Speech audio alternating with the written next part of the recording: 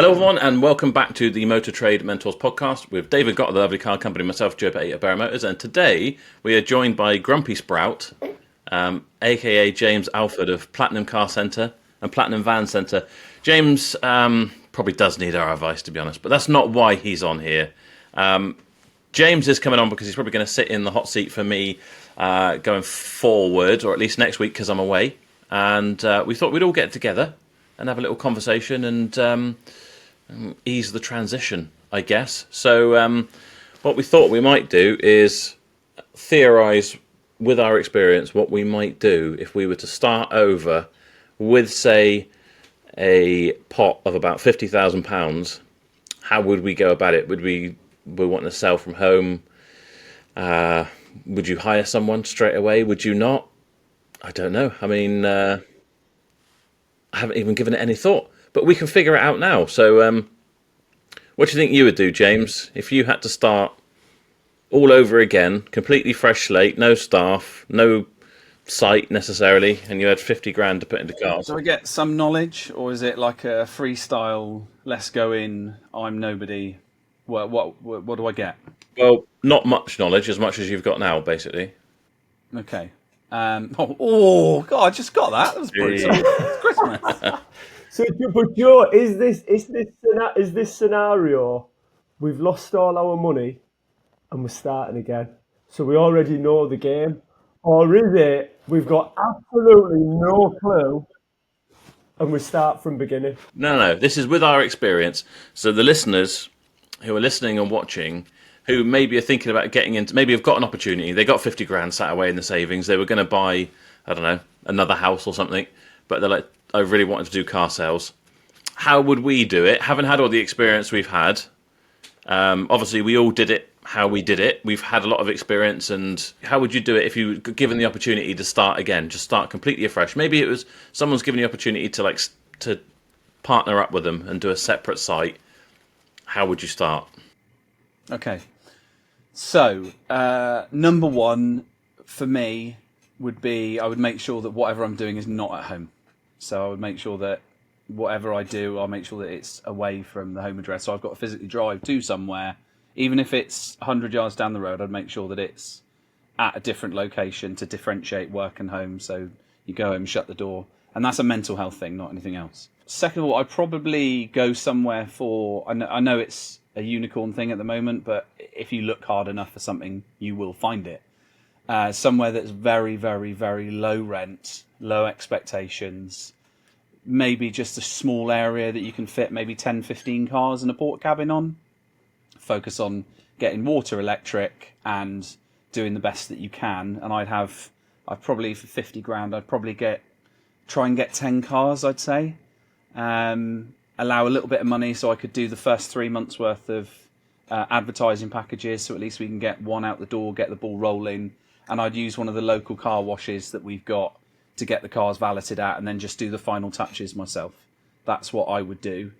And I believe that would be a very, very, very strong basis just to get the ball rolling. That would do you for a year on your own, and you wouldn't have to rely on anybody else. I don't think you'd have to put mental hours into it, and you'd be able to do a lot of it by appointment. I don't think there's much more to it than that. That's a real simple.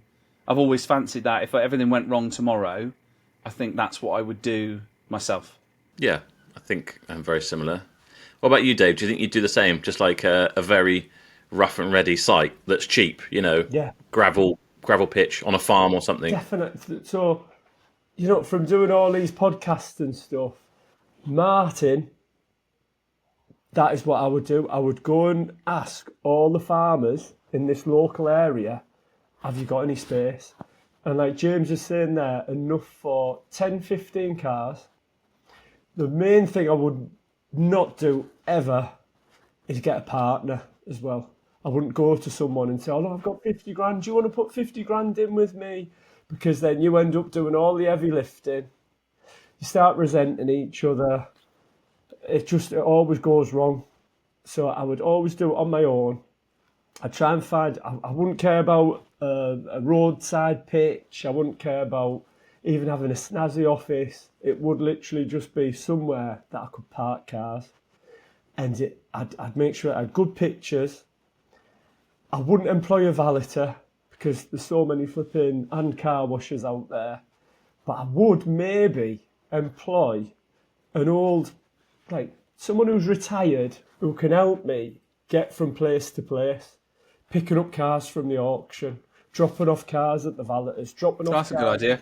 Yeah, dropping off because, and it would be part time because you don't want to take on a full time person with a full time wage, PAYE, all that type stuff.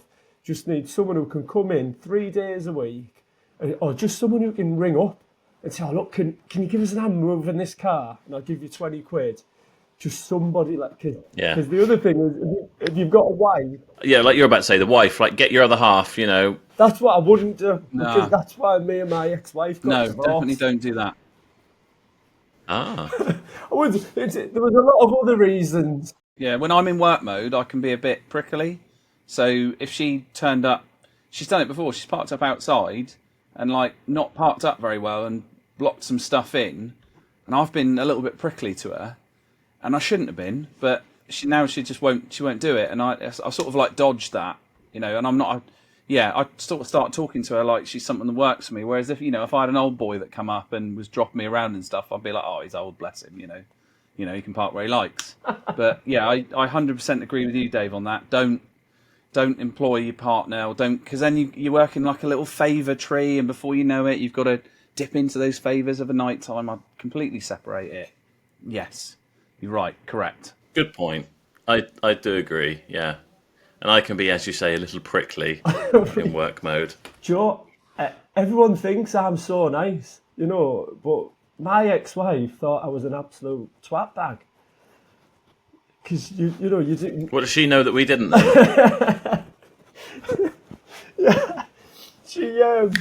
She was like, why'd you have to talk to me like this? Why? Like what James is saying, you just get a bit prickly.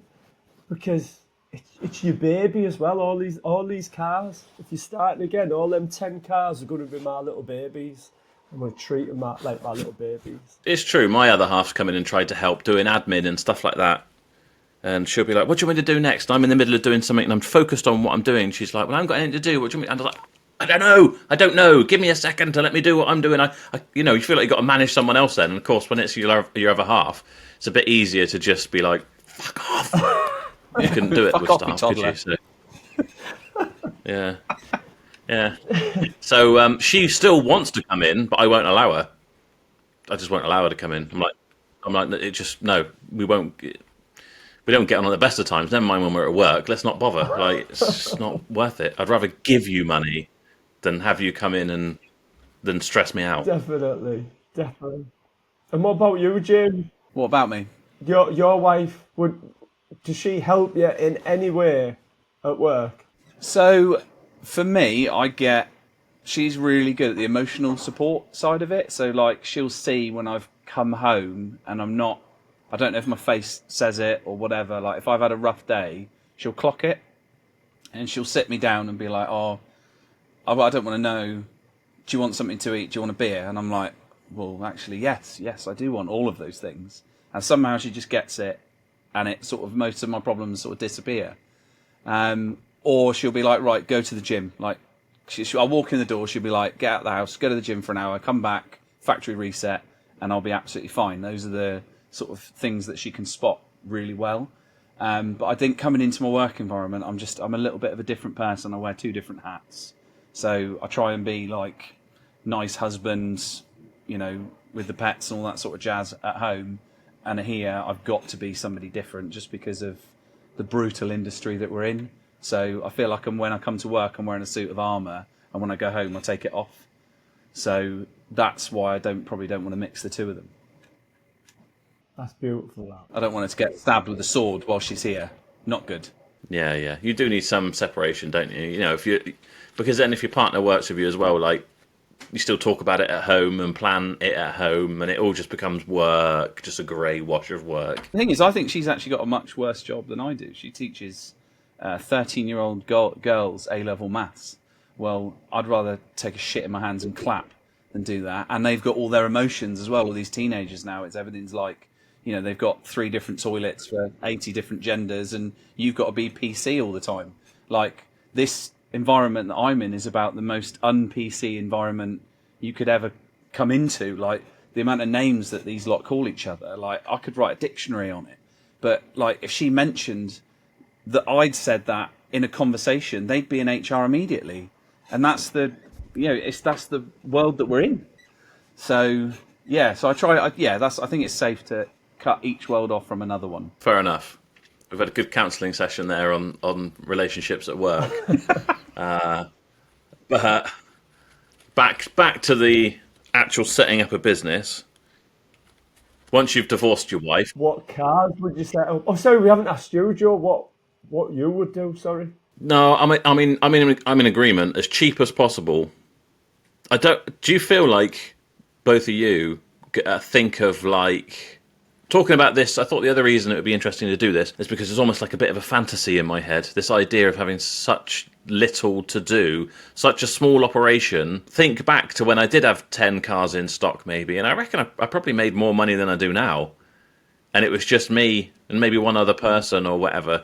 It was this small, streamlined operation. You weren't, are we just busy fools now? Like thinking we're getting bigger, and by getting bigger, we're just servicing the machine, paying more tax, rather than, because I know I used to be able to make $1,000 a week, clear $1,000 a week, easy, selling cheapies. If you see my video on my accounts and whatever, I didn't make that last year. So it's interesting. I would definitely keep it small. In fact, I thought it'd be interesting because I think it's even harder now. I know when I started, my first trade insurance policy was £1,300 for the year, but now it's £900 a month. Oh my God. So, I mean, it was a very Billy Basic road runner, just road risk only. And I think it had about £5,000 limit on the cars, but that's all right because I was selling cars for like, if I had a car for sale for £5,000, it was like, wow, we are soaring. My stuff was crap. But yeah, the costs now, I think, make it so hard. I was thinking we should do it. So say you got what do you think you're going to pay for somewhere like, we should have asked Martin, for his barn. He's got pretty much unlimited parking space outside. But say you had somewhere that was like a little unit or a bit of whatever, don't know, £600-700 a month? I think that's fair. Yeah, but it's a little bit. It's probably about £1,000 a month down here, I'd say. Yeah, I think probably realistically, I mean, I've had some cheap places before, but I think realistically, if you were to go out and look now, even for something really rubbish, it's £1,000. And nobody wants motor traders either. We're not, because they call us the spiders. That's what the land agents call us, because they're like, they give you this much space, and then you do this thing where you appear, and all of a sudden your cars are everywhere, and you've got 20. That might just be me because I'm a nuisance. That's what everyone's like, isn't it? Cars are big things, and you need to put them somewhere. Yeah, but they don't want car dealers. But if anything, like we're the ones that pay on time, and we probably leave the unit in the best condition it's ever going to be ever anyway. Like, you put a mechanic in a unit for 20, 30 years, it's horrendous. Like you put a packaging company in there, they build loads of offices and use it for 15 years. At least we, the actual usage of the building, ours is literally just stopped rain going on the vehicles, and that's it. And we make sure that it's well secure and it's got CCTV. So from a landlord's perspective, I don't know why you wouldn't want a car dealer in. But at the same time, if you've got like a park area where you've got lots of other people, you probably wouldn't want them because they'd take the piss and park in other people's spaces. It's just having a bad rep, like every other corner of the market that look at us and think car dealers are bad. I think you're going to fly by night and just disappear and all that sort of stuff. Just bad reputation, isn't it? And I mean, there are people out there like that. But Joe, do you think, and James, sorry, do you think 70% of car dealers in these units give up after 2 years, though? Do you think that's another reason they don't want them in there? Because they don't think they're going to be long-term tenants. They think, oh, God, it's another car dealer. He's going to give up. do you know my honest truth? And it sounds really bad, but I think there's some people who are car dealers and set up and have a go at it that don't give up soon enough. I think they should realise I'm fucking shit at this. I'm like really bad, and I just won't treat people fairly. It's not that they're not good business people or whatever, just generally it's that maybe they've set up with this expectation they're going to sell a car and it's going to go and they won't ever have to fix it, and when it does come back, they just ignore it, and then just being a bit generally shit, and they keep going until they have no choice but to go pop and run off, or clear everything out one evening or whatever, which I know does happen because I've seen it happen. But a lot of people, I don't know whether they're just like, but I guess a lot of people, what else do you do if that's your thing? I guess hopefully with these sorts of podcasts and things, you can kind of like actually stop and reassess and think about it and like, right, what is making me money? I'm selling, £3,000 cars with loads of warranty issues, and I'm not fixing them up and doing them whatever, but I'm driving around on a £100,000 Range Rover. Like, you need to give your head a wobble. It's just your priorities aren't right. Seen a few of those down our way, but like that's a really nice segue into your podcast as to why it is a thing. I reckon there's an absolute shit ton of dealers out there, even now, that have got themselves into a pickle, and the pressure comes on at Christmas time anyway, and it's that jump to be able to go, have I fucked up here, and ask somebody for help that they think might know. And believe it or not, like there's 110 motor dealers in Plymouth. If any one of them rang me up, I don't really have beef with anyone in the local area. I try to be as much of a grey man as I can and do my own thing. But if someone rang me up and go, look, mate, I'm absolutely fucked. Like, is there any way that you can help me or give me some advice? I think whatever part of the country you're in, I think we would give them the advice and say, look, mate, cut this down, do that. I'll help you with that, whatever. I think we would genuinely do that. We're not, as much as you laugh at people and go, oh, I want to see them fail. We don't. Nobody wants to see somebody else fail because it's not just them. There'll be other people relying on them. We want them to do okay. And if they are struggling, just put your hand up and go, do you know what, mate? I'm in trouble. I need some advice. And the chances are there's somebody out there that has got some advice. They won't know all of it. Like, none of us know all of the answers, but at least we've got something to give, I reckon. Or we've experienced what they're going through now, and we can give them our take on it and what we would do differently. 9 times out of 10, you know the answer. You just need to hear it from someone else to give it justification. 100%. Yeah, like buy more car parts. Like, I'm spending £4,500 a month on AutoTrader, and I wish I'd had the forethought to cancel it for this month. Yeah, James hates it, but yeah, I agree, and I'm figuring every way I can to get away from it. Do you know, I done that. I done it in October. I thought it's gonna go dead December. I want to cut it down anyhow, and I cut it. But I only learnt from that because I made the same mistake last year. I thought if I could just cut the package down so it goes, we're going to save about £800 this month just by not having AutoTrader as many slots on there. Yeah. So yeah, that's it. And if we can share all this information, I was tempted to knock it on the head completely and save myself. I was tempted to completely stop it and save £4,500 for that month because I know we're not going to sell many. Like, why just keep pumping money out if you know you're probably not going to sell anything anyway? That's a good idea. Just do it. Actually. Could you do that? Do it. Yeah, of course you can. Yeah, you can pause it and start it whenever you want. Go on.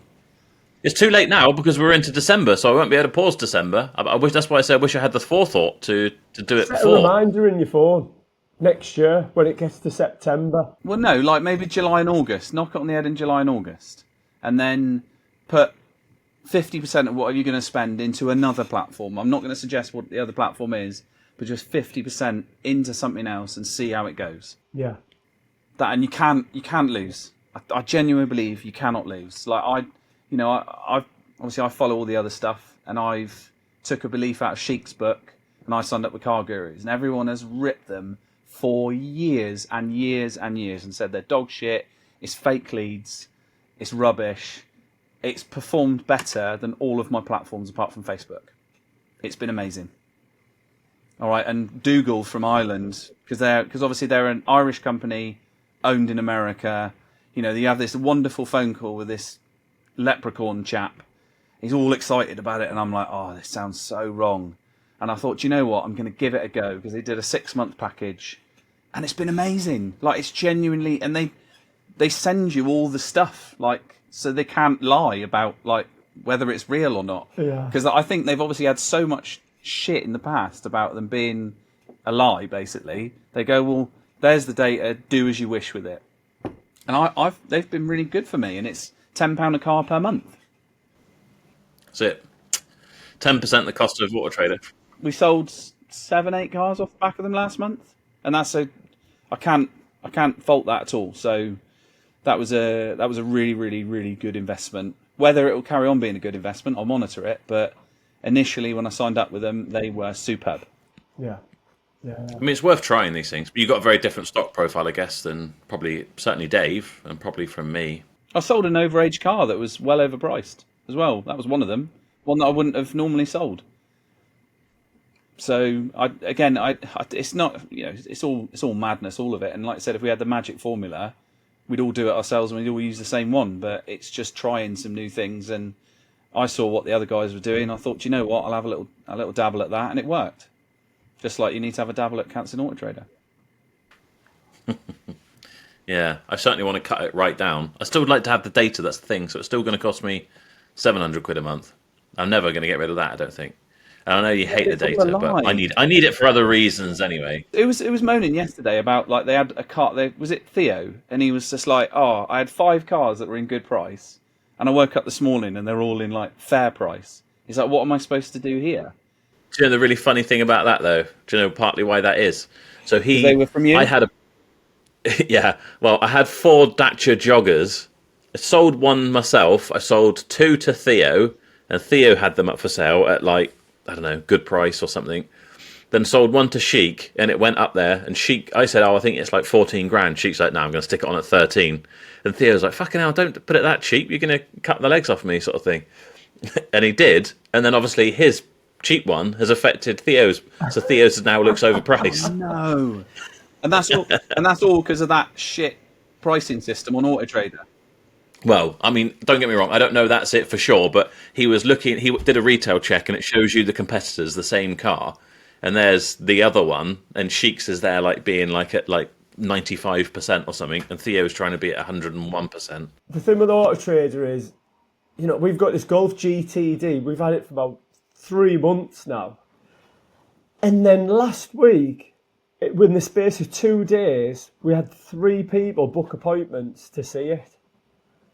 So that's what I can never get my head round, is you'll have nothing for 3 months and then 3 viewings. It's so annoying. What are you meant to do? People say car gurus are fake, right? And it's fake leads and whatever. But the one thing that really bothers me about AutoTrader, if you paid for it and it worked 100% and it was just consistent, paid out in the sense of, like, you got the returns on them, people viewing your cars and stuff, great.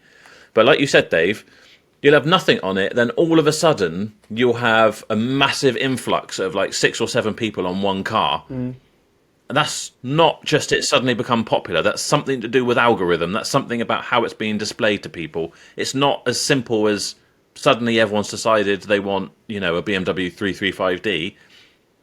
It's just been put in front of them by AutoTrader. So why aren't they doing that all the time? And why are you're paying full whack for something, but you're probably only getting like 10% of the limelight, do you know what I mean? Because they're having to put these other people in, or whatever it is, I don't know. But it's like, it's not just simple coincidence, is it? By putting like videos on, like using all the tools that they give you, do you think that helps the algorithm?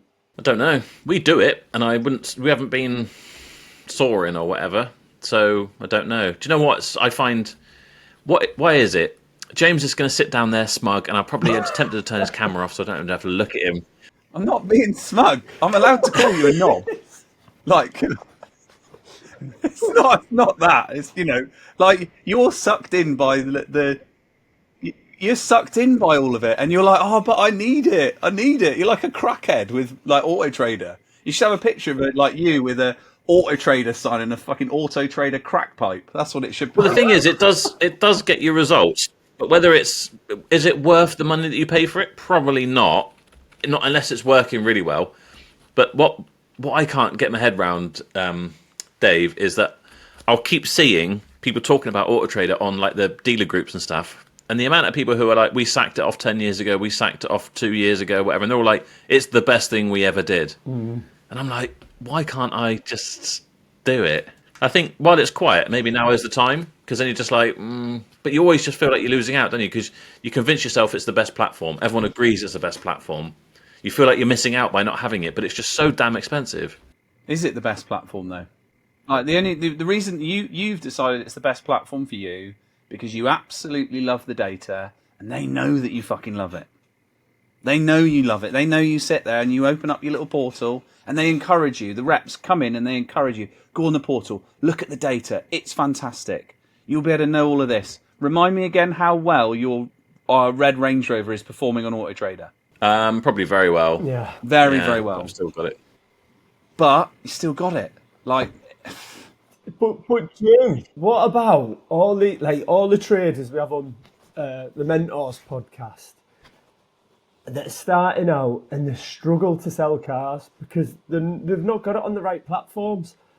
Weirdly, when you first start trading on AutoTrader, it helps you sell cars. But then when you get to like mine and Joe's level of like 50 cars, you're still selling cars, but you're not selling as many as you want to, like when you do in the beginning. Do you know what I mean, Joe? Did you find that? I know when I first started, I sold 20 cars in January on like a 12-car package one year. No, we've got 36 advertised here, and we sold 20 last month. Really, we should have sold 30. You know, what it drives me insane. don't get me wrong, like it is a good platform. I fully respect it. They know exactly what they're doing. They're an excellent piece of the market. All the big dogs, they've all got AutoTrader, but that's because they have to, because they're so pushed up against the wall for margin. Like, if you can put yourself in a position where you don't need them, you will do better. And like, I know these people sit there and they go there on the group dealer chat and they're like, it's the best thing I ever did. It is the best thing you ever did, because having a £6,000, £7,000, £8,000, £9,000 a month direct debit is the biggest direct debit out there. It's 9 times more expensive than insurance. You could afford to have 9 brand new Range Rover Sports on finance every month for less than your AutoTrader package. And do you really see a massive difference in sales? Well, I haven't touched it since 2017. Last month we did 44 units. You know, and I don't have AutoTrader. All of my advertising combined on every single platform is still, it would cost a third what AutoTrader would have. Just the AutoTrader. So it's up to you whether you want to be brave. Like, I don't need to talk to you into it. Like, yeah, if you were just starting and, you know, when we're talking about this £50,000 thing, there's no harm in doing the single adverts on AutoTrader, because they actually perform better than the package ones. And there was a chat, I'm sure there was a chap that came on one of your podcasts the other day that was chatting away about, he had a normal standard package, and he went on the internet, he was like, I can't see any of my cars. He's like, no, but you've got to have the Premium Plus, which is another £3,000 a month, otherwise they won't come up in front of the bigger car supermarkets. That's what they're doing to, you know, you guys. Like, you might have somebody else up in Weston-super-Mare or Dave up in Sheffield that's got the Super Premium Plus with the extra new beta edition, and they're paying an extra £1,000 a month than what you are. Whose cars do you think are going down the pile? Yours. I assume James uses eBay Motor Group. Do you use it, Dave, at the moment? Do you use it, James? Yeah, I love it. But it is a it requires work. I think I think what their downside with eBay Motors Group is nobody really talks to you about how to use the portal and how to get the most out of it.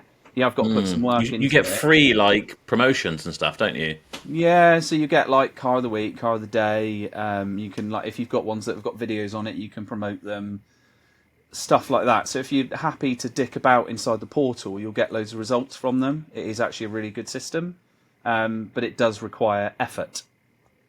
But it's no different to when you go on Facebook and put your advert on Facebook. You spend 5, 6, 7 minutes per car doing a Facebook advert, uploading the photos, boosting it, yada, yada, yada. If you don't mind doing that on eBay as well, you'll get the results from it. If you just let it feed off your website, there's a high possibility you won't. Do you know what I find interesting, though, with, I don't know if you probably have, James, because you're into everything. You say about, well, not bothered by the data, but you're Mr. keep your own data spreadsheet. I love the data. But if something is performing well and not selling, I'll try and figure out why. AutoTrader just don't tell you that. This will be interesting for Dave, I think. It's interesting for me as well, and this is a kind of thing that might make me change. So this is Motors, and they now do their own, they call it market check, but it's basically retail check. So it tells you the trade price, the retail price, days to sell, market demand. It looks like old AutoTrader. Yeah, it does. Yeah, so you got that, and then if we look at, to be fair, this is a car I've got in stock. I've put it at 60,000 miles, which is actually 500 more than it is. But it says it's 13,814. eBay's got price markers now as well, wasn't it? But if it has, it's going to make it look more expensive than if we look at the actual retail check on AutoTrader, which has got it at 13,435. So that's another 400 quid I could potentially make just by having it advertised on eBay. And it's telling me the same thing. It's telling me it's slightly low demand, same as eBay was. Trade price. What was trade price on it? Normally it tells you what your trade price is here, doesn't it? Oh, you know what? It's because you've got it in your portal. Oh, it's because I got it in stock. Yeah, if you haven't got it in stock, it'll give you the trade price. Yeah, that's the one that I bought from like Up By You. Right, flipping heck. Looks nice though. But that doesn't bother me. It says explore valuation, top right. Click on that. Ah, right. Ah, God, I've never seen. It's all right. I'll give you a lesson on how to use the AutoTrader system. No problem at all. It also says sell in 34 days. So that's what the other one says. Always bollocks that. Do you know what? I think the biggest like kind of selling point for me when it comes to AutoTrader is having that like bit of confidence when it comes to like what you're buying, because you might look at this and like it would be really low. But if you've got something here that just gives you a bit of what's view insight, what's the insight on this? Well, that looks just much curious. better than the AutoTrader system. The AutoTrader system's complicated as fuck. It's all bullshit. It is. It is. It's analysis paralysis. That looks a lot more presentable. Yeah, there you go. Gross profit. And I bet you any money they haven't got a thing on the internet that goes, your vehicle is high priced. This is just for you. Oh yeah, and it will show you all the other cars that are in stock, how long they've been in stock.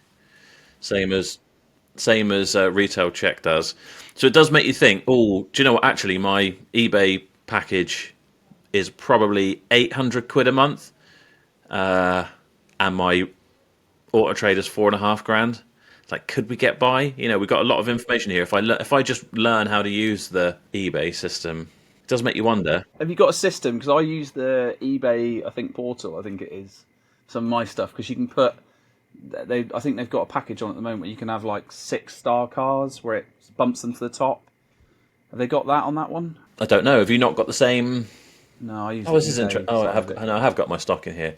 Yeah, Yeah, there that are looks things good. where you can, like, so this is that car. And how many have you sold off Motors, Joe? I honestly don't know because I'm not involved with it, am I? I mean, maybe I could find out by looking at dealer.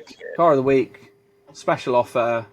Yeah. So feature this vehicle. That's the thing. You get X amount of free 14-day features, which I never do because I'm just like focused on AutoTrader. But it's an extra free thing to boost these. Can you get the sales guys to do that for you? Oh, 100%. Yeah, I could do. Yeah. You should be, this is a really important part of the like Motors eBay stuff. The featured vehicle, like if you've got overage stock, if you feature it, it will come to the top, and it actually looks quite nice on eBay. I'm going to find one of the ones that I've had for ages. What about this? I'm just thinking there, Joe. What about this? So, when it gets to August, it's obviously a few months before, cancel the AutoTrader package for August because it's always for me. July and August. You want to cancel for July and August. So, like, this is my New Year's resolution. I'm going to cancel AutoTrader for July and August. See what sales are like using this, and I'm going to do the same for December next year. Just by doing that, it'll save me at least 12 grand just by knocking them on the head for 3 months. I'm tempted to. Do you know what everyone says? Oh, New Year, it all picks up again, which it starts picking up slowly again. But really, March is like your bumper month, isn't it? That's normally your best month. Yeah, 100%. I'm tempted, while I'm thinking about it, we'll see, to like knock AutoTrader on the head for January and February and just see. If they're going to be slow anyway, then I don't know. Go on, do it. Do it. Do it. Go on. You won't. Yeah. No, you Dare won't. you? Why don't you both do it and then we'll share the data. We'll have a podcast on the data. You can't do it. Go on. The reason I can't do it is like Friday, we sold a Golf. There was 2.5 grand in it, and then there was 1,400 quid commission in it, possibly, potentially. That's why I can't do it. That's the crack pipe, isn't it? That's the crack pipe. How do you know that you sold it through AutoTrader though? I only advertise on AutoTrader. Well, you don't advertise anywhere else. Nope. You don't put it on Facebook, Nope. anywhere. So you're only AutoTrader. Yep. You're really exposed. So exposed. Yeah. So, are you not using Facebook at all? But you have used eBay, and it was just not very good, wasn't it, for I had you? eBay for about 8 years. And funny thing with eBay was every time I was just about to cancel it, someone would buy a car through eBay. That's the only reason I kept it for so long. The problem, see, the difference between me and you, James, well, not now because I've got a salesman, but the reason I knocked eBay on the head before, I just got fed up of all the lunatic customers ringing me up all the time. And it was more for my mental health. I thought, just focus everything on AutoTrader and then I'll get the better leads. And they do seem to be better leads. You can't really pick customers though. Like they're all lunatics I know, they are. in their own little way. Like anyone's 30 seconds away from being a lunatic. You know, like they could buy a beautiful Mercedes CLA and like they could own it for a month, and then all of a sudden they get a gearbox judder. They become a lunatic. You know, you can't. Or sometimes they'll introduce themselves when they ring up and go, "Do you know what? I've got a list of things here," and you're like, "Idiot," straight away. Yeah. But they might be sound once the car goes. Yeah. We can't pick and choose our customers. Everyone's got their own emotional journey. So I think you should expose yourself as much as you can in a sensible way. Like, see if you can spread your money advertising as far and wide as you can. Like, you know, even if you start dicking about on TikTok with like just some videos of the cars, like it's free.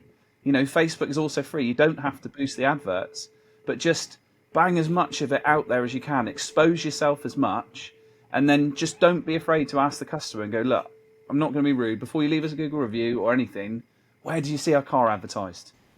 Takes 10 seconds. Yeah, well, we ask them every time we sell a car, but bugger if I can figure out where on our DMS I can actually find that information. Just write it on the receipt. Like, get that. So we do sales folders, which look like so, and I've got a little tick box on there as to where they've seen on the front of the sales folder. So when I go through all the files at the end of the month, I can go through all the files and be like, where have you seen us? And sometimes they'll say like 3 different places. They'll say eBay, Gumtree, Facebook, or whatever. So they'll tell us a multitude of different places. And a lot of these people are looking in all of them. People are smart nowadays. They're a lot smarter than we give them the benefit of the doubt for. They'll look at multiple different platforms. They'll also have a family member that's looking at multiple different platforms. If the woman's the decision maker, which 9 times out of 10 they are, they'll be going on their own different platforms, you know? So there could be 5 different places where they're looking. So I would just say expose yourself as much as you can. Do either of you advertise anywhere else apart from, do you guys do anything like sponsorship-wise, like elsewhere? Like, do you get involved? I know, Joe, you do charity stuff, but that's sort of semi-separate. Do you guys like advertise anywhere? Have you got any boards anywhere? No, just the local football team, kids football team, and then you get what? Just the shirt? Yeah, the shirt, and I've got a couple of adverts in the local magazines, but that's more for buying cars. But yeah, you know, I look at like Danny Bond from DB Automotive, and he's done Instagram for years, just advertising on Instagram. You can do it. It's changing our mindset. You've got to have the right mindset or the right people, because we were talking to Danny. I couldn't do it. He was sending us messages last night. He's on a Sunday, and he's like, what's your part exchange look like? Has it got all the service history? Has it got 2 keys? And he's going through this whole conversation with someone via Instagram, hoping he's going to get a deal at the end of it. I just couldn't cope with it. I wouldn't have the time or patience. But maybe if you employed someone who did, but... We do that on Facebook and Instagram. Like, and the problem you've got, and Danny explains it really well, you've got a window of time of how long that person's going to be interested. Because everything's online nowadays and it's 24 hours a day, you've got a semi-reply to that in a relative amount of time, especially sales related. So if you don't want to do it yourself, get someone that is keen to do it. Like our salesman, I explained last night, we've got like a rota, like one does 8:30 till 4:30, one does 10 till 6. The one that's in at 8:30, they'll take the phone home. They don't have to do it, but we say that it's okay. They can answer some leads in the evening, so they walk in the morning. Like sometimes we'll walk in off the back of Facebook or Instagram. We'll have 3 iVendi finance proposals from people that we've been chatting to on Facebook of an evening, because that's the time when they're sat down and they can have a chat to themselves. Like they'll be like, and they'll have their chances are they'll have their partner next to them, who's the decision maker or isn't. It was something that they can do together. They'll be like, oh, should we go and have a look at that car? Should we see if we can get finance on it? Yeah, fuck it, I'll sort it out, and the dealer will sort it all out tomorrow, the next day. So it is doable, but you just need to find if someone's there to be able to do it for you. So it's all down to your salesman, or do you get somebody in that does the social media side of it stuff that's prepared to do that on a sort of like a working from home basis, which is what Danny's got.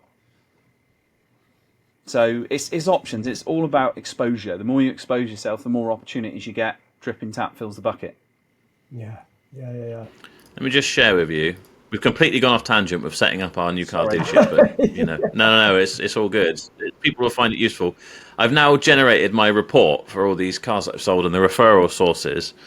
So social media, which would have been from YouTube, walk on, which could have just been, that was just a local buy, guy driving by, website, walk on, returning customer, to AutoTrader, returning customer. These were all traded on. Then you get a lot of AutoTrader, but obviously it hasn't been.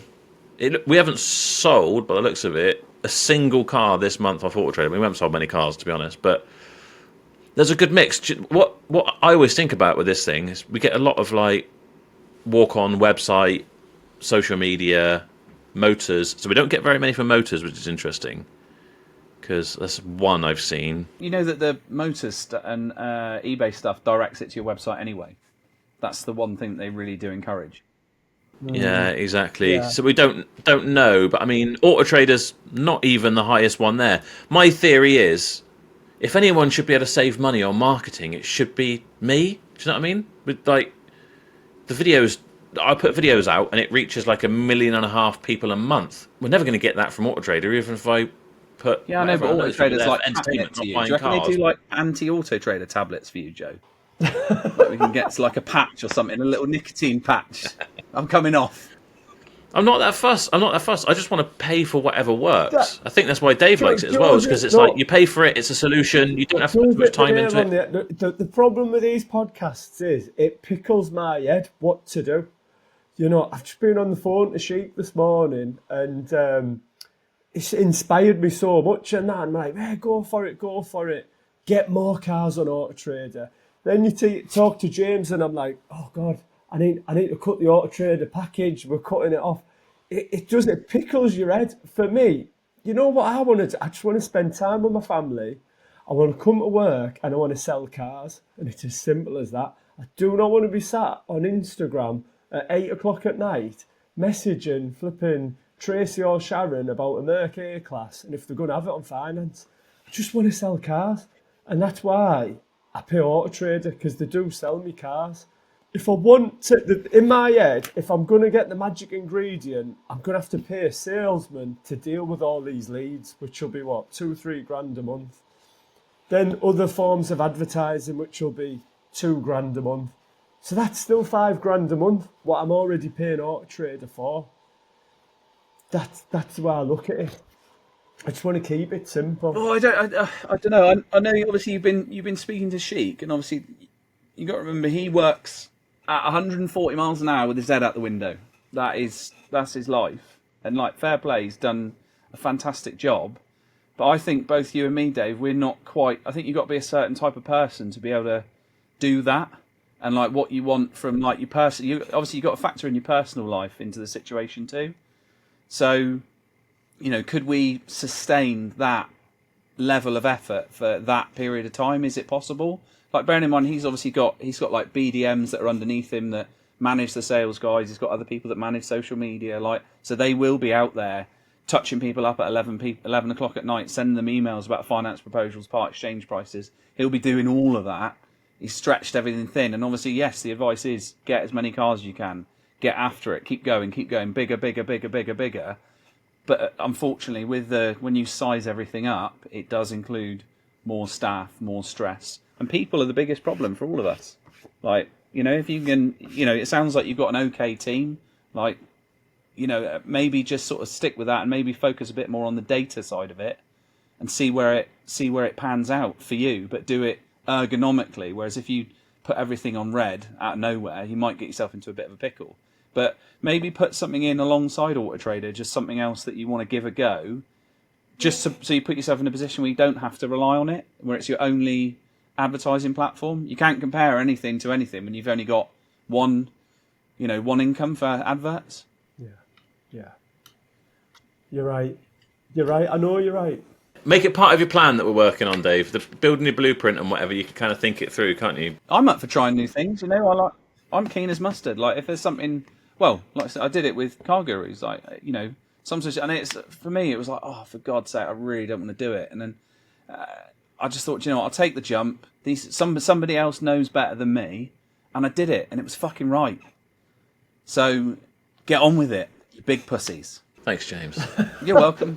I'm up for it, though. I am up for it. Yeah, I'm going to try a few things. No got to. But anyway, getting back to our 50 grand dealership, just so we can kind of conclude this. I was curious. So we said we were paying £1,000 a month for a site. I reckon your trade insurance these days is going to cost you, what, 300 quid a month minimum? Probably that. Sorry, between £300 and £500 a month. All right, well, let's say 350 then. You need your trade plates. So let's say that's going to cost you, what, 20 quid a month if you spread it across the year. What else do you need? You're going to need, obviously, I'm just trying to think of how much you're going to have to spend out on, like, your first month before you even... 500 quid's worth of valeting gear, pressure washer, Hoover. I always buy 2 Hoovers. Like, that's something that if I can give anyone any advice when you set up a business, buy 2 Hoovers, buy 2 pressure washers immediately. Number 1 piece of advice. Guaranteed one will break. I thought we were using the hand car wash and everything, though. I know you're still going to need one. Like I said to you, when you send it over to the hand car wash, there's going to be bits where you come back and hoover a little foot well before it goes out. That's always going to be the case. Or like you've had a car sat at the back of the forecourt for 10 minutes and you just want to rinse the wheels off. I'm thinking about just like monthly costs. So you've got your unit, it's £1,000. Your trade insurance is going to cost you 350 quid a month. Internet, 30 quid a month. Yeah, I'm going to say like your utilities and everything are going to easily be another 100 quid, aren't they? Yeah. If not more, probably. But then you're advertising. So I would, personally, if I was starting out, I would start on eBay Motors Group. I wouldn't go for AutoTrader straight away. Would you do the individual adverts on AutoTrader? Like, obviously, I've said my piece about them, but if I was starting up, I don't think the individual adverts are a terrible idea. If you've got something that fits the bill for the individual adverts. Yeah, I mean, when I started out and I was selling like sub 5k cars, it was perfect, like eBay fodder at that time. They might have done well on AutoTrader as well, but you just wouldn't have seen the return on investment for the amount you spent on advertising.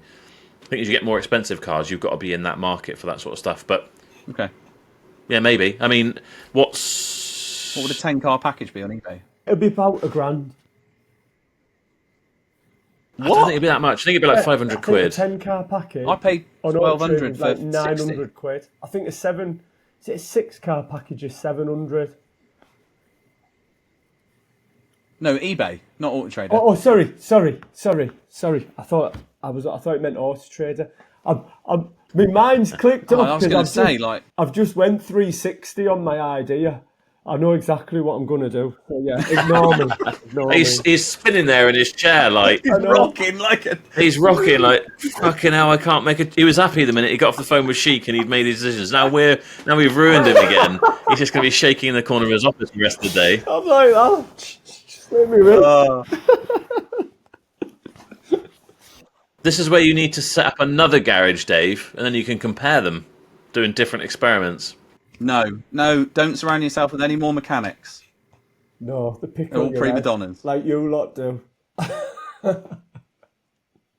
That's the problem, isn't it? He's going to quit. Yeah, well, I think probably like a 10-car package is probably going to cost you $450. Then you do some eBay or do some AutoTrader adverts as well. So let's say 600 quid on advertising. So you're realistically going to operate at about $2,000 a month. You'll have to pay yourself maybe a little something just to make sure that. Probably realistically more like $2,500 a month for overheads. Yeah. So you need to be making that right off the bat. And say you probably want to put the money aside for your first few months, wouldn't you? So that's $7,500 out of your budget. So you've now got 42,500 to spend on stock.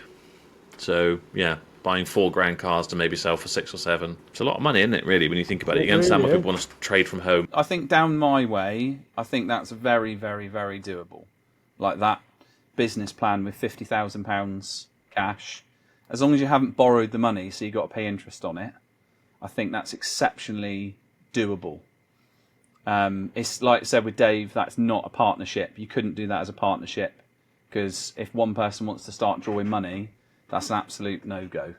So, yeah, I think that is 100% doable. And make sure that you're in a personal financial position where you don't need, £6,000 a month to survive. Like, you need to be able to live frugally throughout the first year.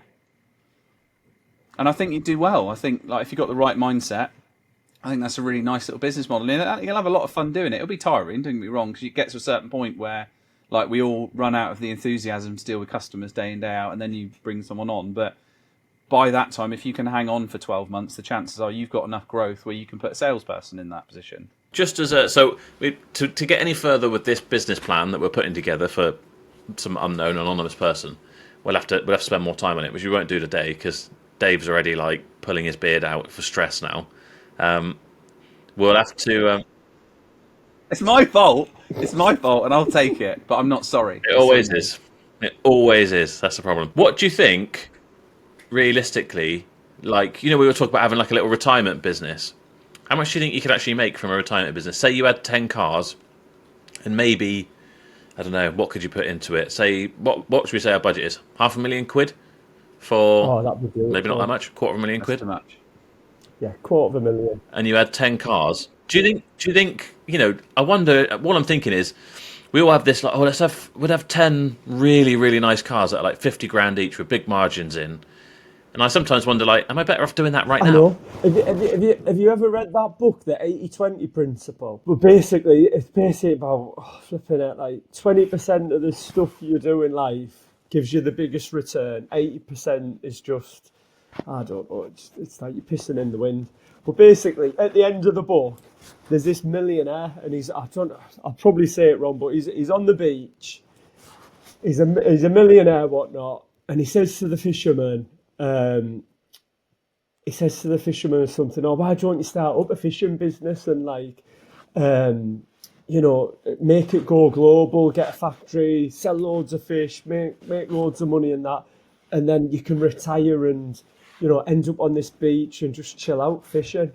And he's like, well, I'm doing that already. Do you know what I mean? Get me? And that's what it is with us. Like, we're trying to do all this now, and really what we could do is just sell everything and just do that 10-car thing from home and just chill out. Yeah. 100%.